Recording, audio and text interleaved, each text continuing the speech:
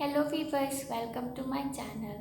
अब हम biological classification के बचे हुए पोर्शंस का क्विक रिवीजन करते हैं। ठीक है, तो अब हम फंगाई पे पहुंच गए थे। हमारे फंगाई के पोर्शंस पे हम देखते हैं और आगे के रेस्ट ऑफ द पोर्शंस भी कवर कर लेंगे हम इस वीडियो में। ठीक है, तो किंगडम फंगाई जो होती है यूकैरियोटिक होती है। ठीक है, हमें मोनेरा के अलावा जितने हमारे किंगडम में वो सारे यूकैरियोट्स होते हैं। जैसे हमारे किंगडम फंगाई जो है वो भी यूकैरियोट होती है। और इसकी जो सेल वॉल, फंगाई की जो सेल वॉल होती है वो काइटिनस होती है। ठीक है, काइटिनस यानी काइटिन और पॉलीसेकेराइड की बनी होती है। ये मल्टी सेलुलर होते हैं इन एक्सेप्ट ईस्ट जो होता है हमारा वो यूनिसेलुलर होता है। ये हेट्रोट्रॉपिक नेचर के होते हैं सारे के सारे। उसमें से या तो हम सैप्रोफिटिक या तो ये सैप्रोफिटिक होंगे या पैरासाइट्स होंगे। और ये जो होते हैं ये वार्म एंड ह्यूमिड प्लेसेस पे ग्रो करना ज़्यादा प्रेफर करते हैं। हमारी एनसीईआरटी में साफ साफ मेंशन है। ठीक, और जो फंगाई होती है वो फिलामेंटस होती है। और जो हमें ना फंगाई की बॉडी में एक long slender thread like structure देखने को मिलता है, उसे हम हाइफी कहते हैं। अगर ये हाइफी जो होती है एक नेटवर्क बना लेती है तो उस नेटवर्क को हम हाइफी की नेटवर्क को हम माइसीलियम कहते हैं। और माइसीलियम को बहुत सारे फंगाई में मल्टी न्यूक्लिएटेड देखा गया है। उन्हें हम सीनोसिटिक माइसीलियम, असल में होता क्या है मल्टी न्यूक्लिएट किस कंडीशन में, अगर उस माइसीलियम में सेप्टा प्रेजेंट ना हो तो जो हमारे जो प्रोटोप्लाज्म है उस फंगाई का जो प्रोटोप्लाज्म है वो फ्यूज दिखाई पड़ेगा। इस केस में मल्टी न्यूक्लिएट कंडीशन दिखाई पड़ेगी हमें। और उस केस में जो माइसीलियम है वो हमें मल्टी न्यूक्लिएट दिखाई देगा। तो ऐसे माइसीलियम को हम सिनोसिटिक माइसीलियम कहते हैं। ठीक, अगर फंगाई जो है अगर वो सिम्बायोटिक एसोसिएशन करती है एल्गी के साथ, फंगाई अगर सिम्बायोटिक एसोसिएशन करती है फंगाई के साथ एल्गी के साथ, तो उसमें उन्हें हम लाइकेन्स कहते हैं। ठीक है, और अगर फंगाई जो है अगर सिम्बायोटिक एसोसिएशन करता है हायर प्लांट्स के साथ, उसे हम माइकोराइजा कहते हैं। Okay, reproduction in fungi can take place by vegetative means like fragmentation, fission and budding। अगर फंगाई में रिप्रोडक्शन वेजिटेटिव मीन्स के थ्रू हो रहा है तो उसमें हम फ्रेगमेंटेशन हो सकता है, फिजन हो सकती है या सिंपल बडिंग हो सकती है। अगर एसेक्सुअल रिप्रोडक्शन हो रहा है तो स्पोर्स के थ्रू हो सकती है like conidia spore, angiospore, zoospore. Okay, अगर सेक्सुअल रिप्रोडक्शन हो रहा है तो वो oospores के थ्रू, एस्कोस्पोर्स के थ्रू, बेसिडियोस्पोर्स के थ्रू हो सकती है। और फ्रूटिंग बॉडी जो होती है, फ्रूटिंग बॉडी क्या होती है, फ्रूटिंग बॉडी एक स्ट्रक्चर होता है जो स्पोर्स को प्रोड्यूस करता है लाइक एस्कोस्कार, बेसिडियोस्कार, ये सारी जो होती हैं वो हमारी फ्रूटिंग बॉडीज होती हैं। ठीक है, अब जो सेक्सुअल साइकिल होता है फंगाई की, जो सेक्सुअल साइकिल होती है वो 3 स्टेप्स में होती है। उन 3 स्टेप्स को हम कहते हैं plasmogamy, karyogamy and zygotic meiosis. Okay, तो प्लाज्मोगेमी क्या होती है, अगर जो गैमेट्स के प्रोटोप्लाज्म होते हैं अगर वो फ्यूज करते हैं, प्लाज्मोगेमी। ठीक है, उसके बाद गैमेट्स के न्यूक्लियाई जब फ्यूज करेंगे, कैरियोगेमी। उसके बाद जो होगा हैप्लॉइड स्पोर्स बनेंगे, उसे हम बोलेंगे जाइगोटिक मियोसिस। ठीक है, अब जो हमारा जो ये फंगाई है उसे हम माइसीलियम की मॉर्फोलॉजी पे हम डिवाइड करते हैं। सिर्फ माइसीलियम की मॉर्फोलॉजी पे नहीं, वो कौन से स्पोर फॉर्मेशन कर रहा है, कौन सी फ्रूटिंग बॉडी है, इस तरह से हम इन सब बेसिस पे, मॉर्फोलॉजी के बेसिस पे हम फंगाई को 4 पार्ट्स में क्लासीफाई करते हैं। सबसे पहले phycomycetes, ascomycetes, basidiomycetes and Deuteromycetes. ठीक, तो फाइकोमाइसिटीज पे आते हैं हम। फाइकोमाइसिटीज क्या होती है? ये एसेप्टेट होती है और सिनोसिटिक होती है। सिनोसिटिक क्यों? क्योंकि एसेप्टेट होती है। एसेप्टेट यानी मल्टीन्यूक्लिएट कंडीशन, मल्टीन्यूक्लिएट कंडीशन यानी कि सिनोसिटिक कंडीशन, यानी कि सिनोसिटिक माइसीलियम। तो फाइकोमाइसिटीज जो होती है वो सिनोसिटिक होती है। ये अगर ये एसेक्सुअल रिप्रोडक्शन कर रही है, अगर फाइकोमाइसिटीज है, ठीक है, जो फाइकोमाइसिटीज के फंगाई होते हैं, अगर वो सेक्सुअल रिप्रोडक्शन कर रहे हैं तो वो कैसे कैसे हो सकता है? अगर वो मोटाइल हुआ, ठीक है, तो जूस्पोर्स हो गया। अगर नॉन मोटाइल प्रोड्यूस कर रहा है तो मतलब जो गैमेट नॉन मोटाइल है तो एप्लानोस्पोर्स हो गया, ठीक है। और ये सारे जो होते हैं इन स्पोरेंजियम, जो स्पोरेंजियम के अंदर प्रोड्यूस होते हैं सारे स्पोर्स जो हैं, इसलिए हम इसे बोलते हैं एंडोजिनसली, ठीक है। अब आते हैं सेक्सुअल रिप्रोडक्शन पे। तो ये सेक्सुअल रिप्रोडक्शन आइजोगैमिक भी हो सकता है, एनाइजोगैमस भी हो सकता है, ऊगैमस टाइप भी हो सकती है।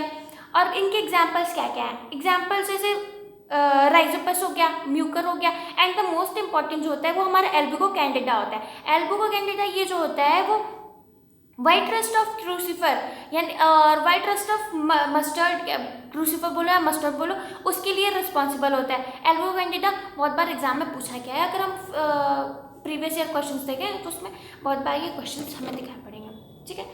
अब एस्कोमाइसिटीज की बात करते हैं। एस्कोमाइसिटीज को हम सैक फंगाई भी कहते हैं, ठीक है। और जो एक्सकोमाइसिटीज है वो जनरली मल्टीसेलुलर होते हैं, मोस्टली मल्टीसेलुलर होते हैं। जैसे एक्सेप्शन ले लो तो जो हमारा ईस्ट है, ऐसे तो जो हम क्लासिफाई करते हैं अगर पांचों किंगडम में, तो जो हमारा फंगाई होता है वो मल्टीसेलुलर तो होता ही है, लेकिन इसमें कुछ एक्सेप्शंस होते हैं। जैसे ईस्ट हो गया तो वो यूनिसेलुलर होता है, ठीक है।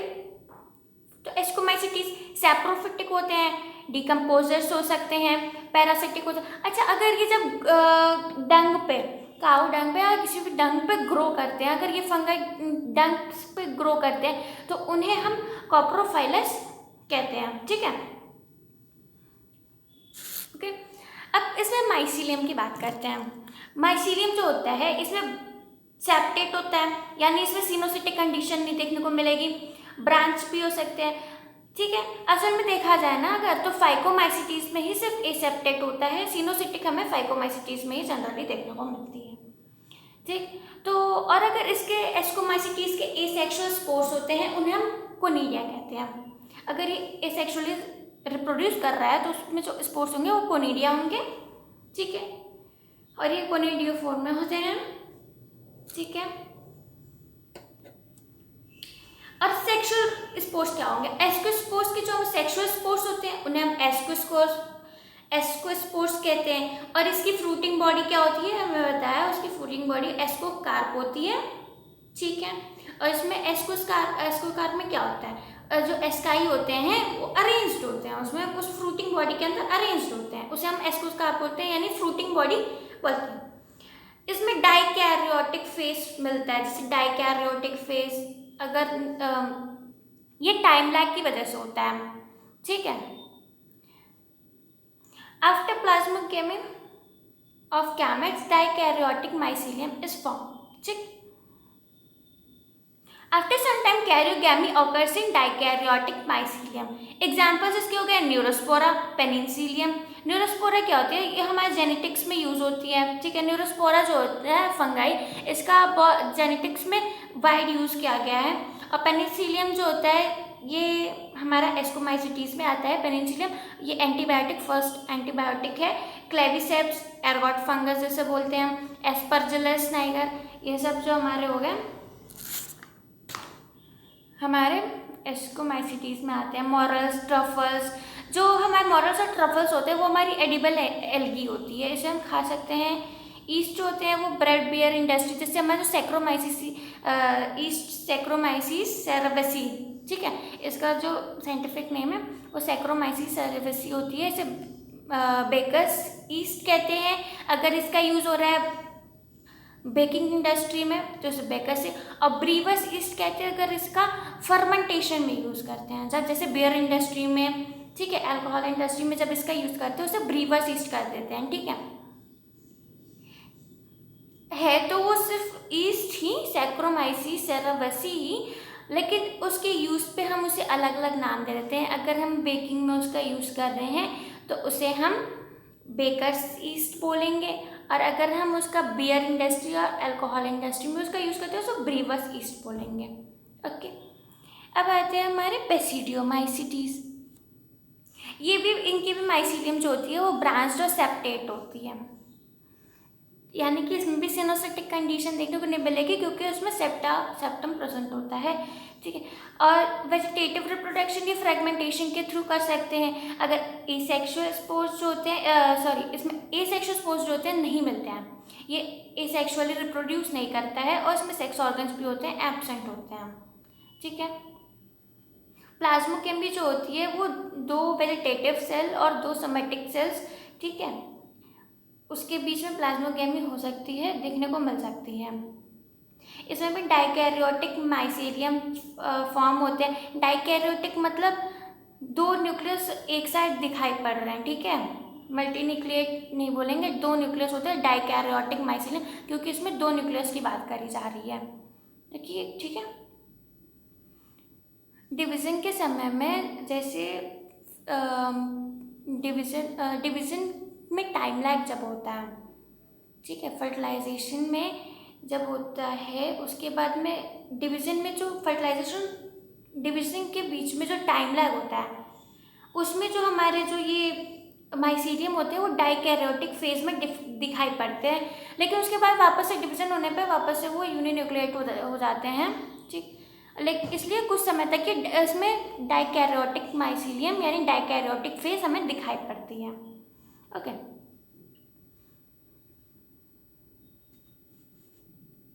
Basidium are arranged in basidiocarp. जो फ्रूटिंग बॉडी होती है वो बेसिडियोकार्प होती है। ठीक, और ये बेसिडियोस्पोर्स जो होते हैं वो हैप्लॉइड होते हैं। ओके, और इनके कॉमन मेंबर्स, यानी अगर एग्जांपल देखें हम बेसिडियोमाइसिटीज के, तो उसमें आता है एगेरिकस। जो मशरूम होते हैं एगेरिकस, वो अस्टिलागो, पक्सीनिया, ब्रैकेट फंगा और पफ बॉल्स, ये सारे बेसिडोमाइसिटीज के एग्जाम्पल हैं। ठीक है, ड्यूटेरोमाइसिटीज, जैसे हमने पूरे 5 किंगडम्स में प्रोटिस्टा को एज अ डस्टबिन कंसिडर किया था क्योंकि उसकी एक स्पेसिफिक बाउंड्री नहीं है। ठीक है, वैसे ही हम फंगाई की क्लासिफिकेशन में ड्यूटेरोमाइसिटीज को एज डस्टबिन क्लासीफाई करते हैं क्योंकि कहीं ना कहीं इसकी भी उतनी परफेक्ट स्पेशल बाउंड्री नहीं दिखाई पड़ती है। ठीक है, जैसे हमारे उसमें मैं एनसीईआरटी में साफ साफ लिखा है, commonly known as imperfect fungi.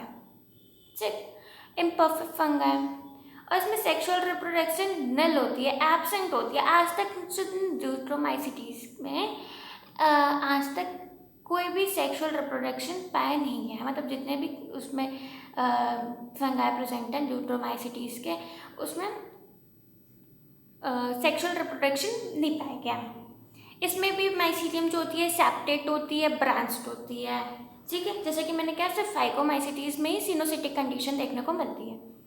और ये कोनिडिया, जैसे एस्कोस्कार्प में हमारे जो एसेक्सुअल स्पोर्स थे वो कोनिडिया थे, वैसे ही ड्यूटेरोमाइसिटीज में जो एसेक्सुअल स्पोर्स हैं वो है हमारे conidia.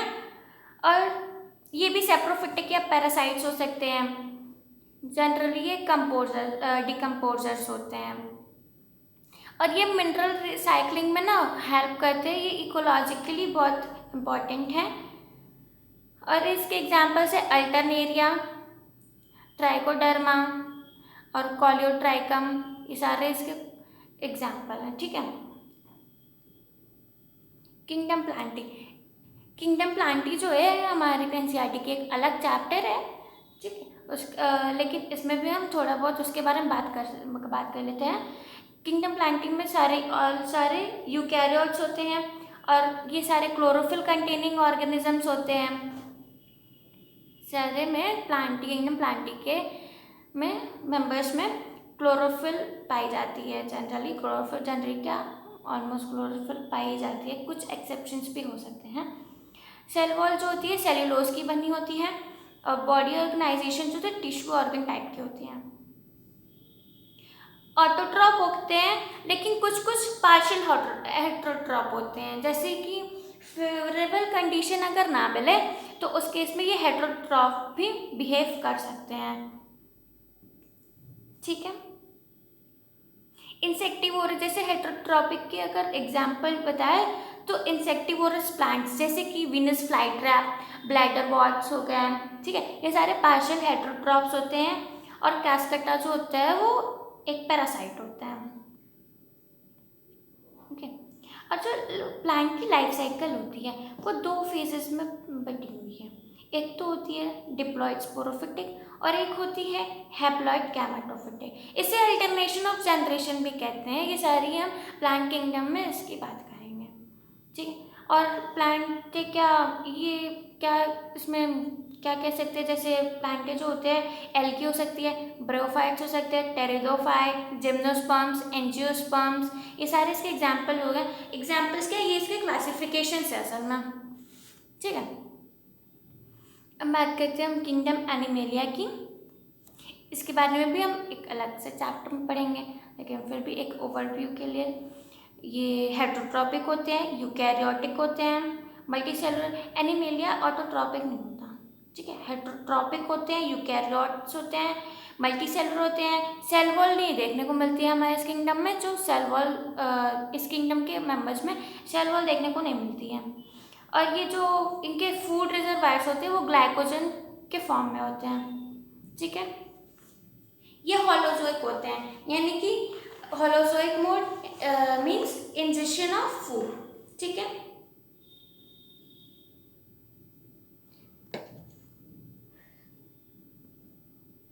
And higher form show elaborate sensory and neuromotor mechanism. Higher forms means जब हम किंगडम एनिमेलिया पढ़ेंगे तो जो हायर एनिमल्स होते हैं, जैसे अगर स्पॉन्जेस वगैरह को छोड़ दें, कॉर्डेट्स तो न्यूरोमोटर, इसमें कॉर्डेट्स में अगर देखा जाए तो इसमें न्यूरोमोटर मैकेनिज्म पाए जाते हैं, सेंसरी भी पाए जाते हैं, लेकिन नॉन कॉर्डेट्स में भी पाए जाते हैं। लेकिन जो एकदम लोअर नॉन कॉर्डेट्स होते हैं उनमें ये सब नहीं पाए जाते, वो सिंपल सेलुलर, जो स्पॉन्जेस होते हैं वो बिल्कुल सेलुलर होते हैं, उनमें तो टिश्यू भी नहीं पाई जाती, ठीक है।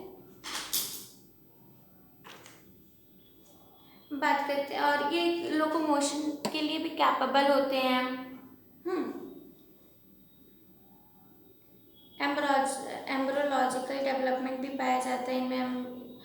तो ठीक है, अब हम हमारा जो लास्ट टॉपिक है वो है वायरसेस एंड वायराइड्स लाइकेंस, ठीक है। तो वायरसेस क्या होते हैं, असल में नॉन सेलुलर ऑर्गेनिजम्स होते हैं। हम इन्हें लिविंग ऑर्गेनिजम्स वायरसेस को क्लासीफाई ही नहीं कर सकते, क्योंकि इनमें तो प्रोटोप्लाज्म नहीं होता है। जो लाइफ की बेसिस होती है हमारी, प्रोटोप्लाज्म होती है, वो हमारी लाइफ की बेसिस होती है। सिर्फ प्रोटोप्लाज्म से डिफाइन कर सकते हैं कि हाँ वो लिविंग है या नॉन लिविंग है, लेकिन वायरसेस में तो प्रोटोप्लाज्म पाई नहीं जाती है, इसलिए हम इन्हें लिविंग तो कंसीडर नहीं कर सकते। हम इन्हें नॉन लिविंग और लिविंग के कनेक्टिंग लिंक्स माने जाते हैं। वायरसेस जो होते हैं वो नॉन लिविंग और लिविंग के कनेक्टिंग लिंक्स माने जाते हैं, ठीक है। असल में वायरस का मतलब होता है विनोम और पॉइजनस फ्लूइड। ये टर्म जो है ये पास्चर ने दी थी, ठीक है। और जो वायरसेस को क्या करते हैं, वायरसेस का मैकेनिज्म क्या होता है, ये क्या करते हैं, वो होस्ट सेल पे अटैक करते हैं और होस्ट सेल की मशीनरी को कंट्रोल करने लगते हैं। वहाँ पे अपना वो प्रोटीन अपने हिसाब का प्रोटीन बनाते हैं, वहाँ पे वो रेप्लिकेट करते हैं और फिर उसके बाद काम खत्म होने के बाद होस्ट सेल को मार देते हैं, है ना। और इनमें जेनेटिक मटेरियल डीएनए भी हो सकता है, आरएनए भी हो सकता है। जनरली प्लांट वायरसेस जो होते हैं वो सिंगल स्ट्रैंडेड आरएनए होते हैं।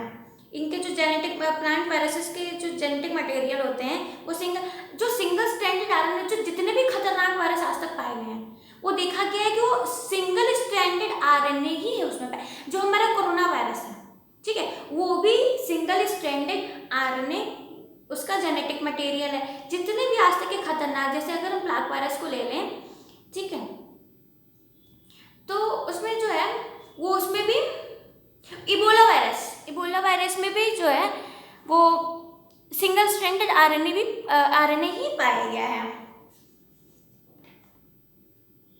जनरली जो एनिमल वायरस होते हैं वो डबल स्ट्रैंडेड डीएनए होते हैं उसमें, ठीक है। बैक्टीरियोफेज क्या होता है, जो वायरसेस बैक्टीरिया पे अटैक करते हैं, जो वायरसेस बैक्टीरिया पे अटैक करते हैं वो सिर्फ इंसानों पे अटैक नहीं करते, वो बैक्टीरिया पे भी अटैक करते हैं।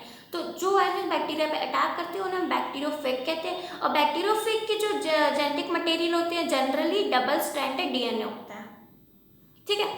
और वायरसेस एक केमिकल, अगर देखा तो वायरसेस एक न्यूक्लियर प्रोटीन है, और इनके जो न्यूक्लिक एसिड है तो उसको प्रोटेक्ट करने के लिए कैप्सिड प्रोटीन कोट होती है, कैप्सिड जिसे कहते हैं। और ये कैप्सिड होती है छोटे छोटे सब यूनिट्स कैप्सोमेयर से बनी होती है, ठीक है।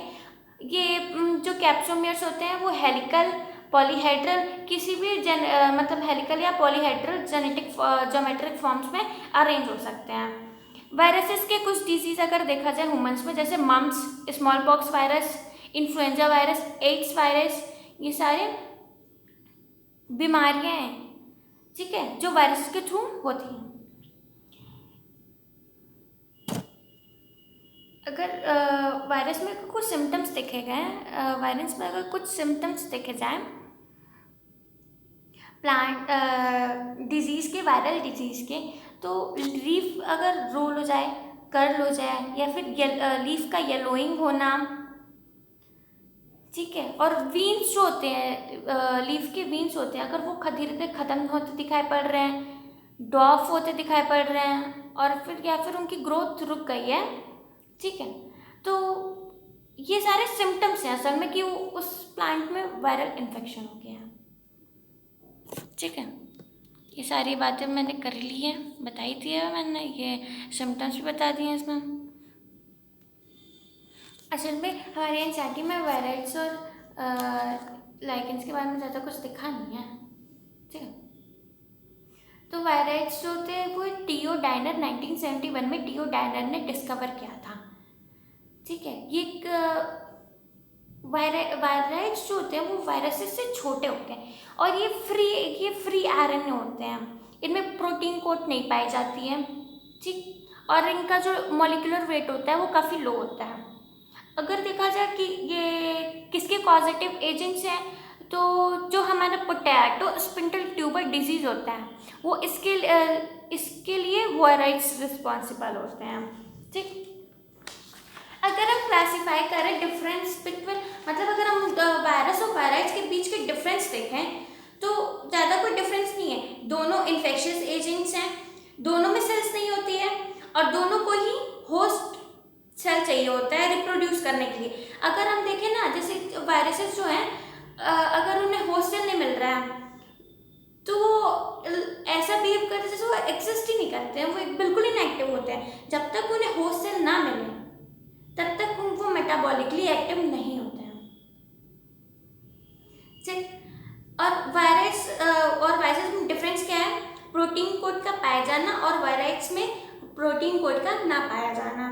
वायरसेस में जेनेटिक मटेरियल डीएनए और आरएनए दोनों हो सकता है, वायरस में सिर्फ आरएनए होते हैं। वायरस जो होता है वो सारे ऑर्गेनिजम्स को इन्फेक्ट करता है, चाहे वो बैक्टीरिया हो, चाहे वो प्लांट्स हो, चाहे एनिमल्स हो, वो सभी को इन्फेक्ट करता है। वायरस होते हैं वो प्लांट्स को इन्फेक्ट करते हैं, ठीक। लाइकेन क्या होते हैं बताया है मैंने।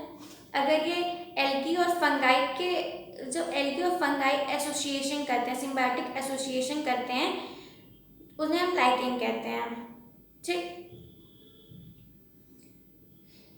फाइकोबैक्ट, माइकोबैक्ट, अगर एल्गी से वो कर रहे एसोसिएशन है उसकी, तो इनके तो उसमें फाइकोबैक्ट बोलेंगे। अगर ठीक है, phycobiont are fungal component as mycobacter which are autotrophic and heterotrophic respectively, okay. Phycobiont जो होते हैं, phycobionts are fungal component as mycobacter which are autotrophic and heterotrophic respectively. Algae prepare food for fungi and fungi provide shelter. इनका symbiotic association होता क्यों है? क्योंकि algae जो होती है वो फंगाई के लिए फूड प्रिपेयर करती है, because they are photosynthetically active. और जो फंगाई क्या करती है, फंगाई उन्हें शेल्टर प्रोवाइड करती है, जिससे वो मिनरल्स और न्यूट्रिशन को एब्जॉर्ब कर सकते हैं, वाटर को एब्जॉर्ब कर सकते हैं, ठीक है। इसलिए उनका क्लोज एसोसिएशन होता है। That if one saw a lichen in nature, one would never imagine that they had two different animals within them. Lichens are very good pollution indicators, because lichens जो होते हैं वो पॉल्यूशन इंडिकेटर्स होते हैं। ये जो SO2 होता है हमारा, सल्फर डाइऑक्साइड में लाइकेंस जो होता है कभी एग्जिस्ट नहीं कर सकता, ठीक है। जहाँ पे लाइकेंस है, मतलब अगर वहाँ अगर हम देखा जाए किसी इन्वायरमेंट लाइकेंस प्रेजेंट है तो वो पोल्यूशन फ्री इन्वायरमेंट है। अगर वहाँ प्रेजेंट नहीं है, ऐसे तो हम नहीं कह सकते, लेकिन अगर देखा जाए अगर वो पोल्यूशन, अगर जिस एरिया में पोल्यूशन होगा उस एरिया में हमें लाइकेंस नहीं मिलेंगे, ये तो बात कंफर्म है, ठीक है। क्योंकि वो उसमें लाइकेंस पोल्यूशन में ग्रो नहीं कर सकते, और सबसे ज़्यादा जो SO2 होता है वो उसे ज़रा भी टॉलरेट नहीं कर सकते लाइकेंस, ठीक है। तो ये हमारा क्विक रिविज़न था हमारे इस चैप्टर का। तो अब नेक्स्ट चैप्टर के साथ बात करेंगे रिविज़न, ठीक है। बाय।